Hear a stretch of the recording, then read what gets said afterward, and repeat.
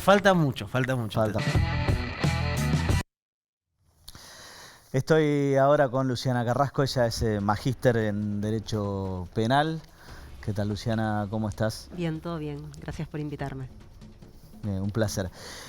Contame, bueno, un poco en qué, digamos, qué novedades o qué es lo último que hay respecto del caso de Cecilia. Bueno, esperando las pericias. Yo creo que La de estamos ADN, todos, ¿no? la de ADN Fundamental. de los huesos, fundamental para saber si esos huesos eran de Cecilia. Igual hay prueba también de contexto que encontraron ahora, que sería la billetera de ella con una SUBE y una tarjeta también que reconocieron. Esas son todas las cosas que habían estado quemando, ¿no? Que habían estado quemando, que encontraron ahora, que tiraron.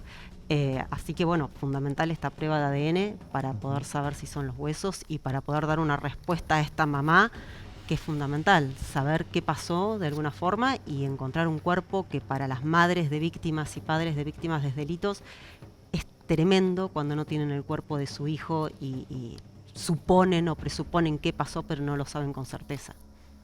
Bien. ¿Vos crees que hay algo que esté faltando en este momento en la investigación? Digo, vos sos una experta en el tema. A ver, creo que sí me preocupa tal vez al principio. La escena del hecho no estuvo custodiada de la forma que debería haber estado custodiada.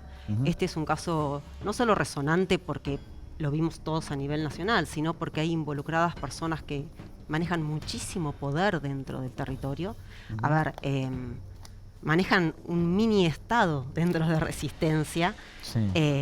Esto hace que el poder ese que manejan podría haberse involucrado en lo que es la custodia del predio. Era un predio enorme donde estaban los chanchos, había más de 500 chanchos. Ahí entraba y salía cualquiera. ¿Vos estuviste allá? Estuvimos allá con un grupo de víctimas de delitos acompañando a la mamá y en ese momento la preocupación de la mamá era esta, pidiendo por favor que vaya Gendarmería, que intervenga una fuerza que sea ajena a la provincia para custodiar un poco la escena del hecho e incluso para custodiarla a ella también porque, bueno, la amenazaron. Bueno, en el gobierno anterior a vos te tocó coordinar la implementación de la ley de víctimas. ¿Qué hiciste y qué es lo que considerás que falta hoy? Bueno, a ver, veníamos de una concepción de las víctimas, para que sea fácil de entender, como de primera y de segunda. Había ciertas víctimas de delitos que sí tenían acceso a derechos, las víctimas de trata, por ejemplo, donde había grupos especializados, donde las víctimas de género también, donde se empezó a trabajar, pero como que las víctimas tal vez de los delitos comunes, de un homicidio, de un robo... Y el resto eran espectadores de lo que pasara en la causa sin poder intervenir prácticamente. Incluso a veces no podían decir nada, incluso, a ver, aguantátela, vos no tenés derecho a saber nada.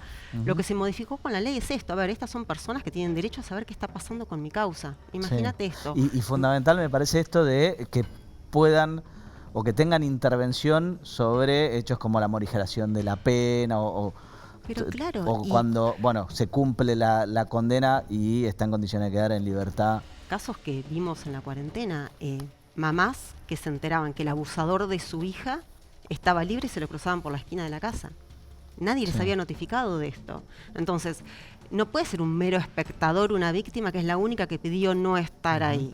¿Te imaginas? Tienen, a ver, no solo mucho para agregar y comentar, sino muchas veces tienen prueba para aportar a la causa sin necesidad de ser constituidos como parte querellante, que implica una carga para esa víctima. La ley vino a modificar eso, el derecho a información, el derecho a que la víctima sepa qué va a pasar, que sepa que puede acceder al expediente y preguntar. Antes la víctima iba y preguntaba cuándo va a ser el juicio y le decían, ya te vamos a notificar, vos no tenés por qué saber.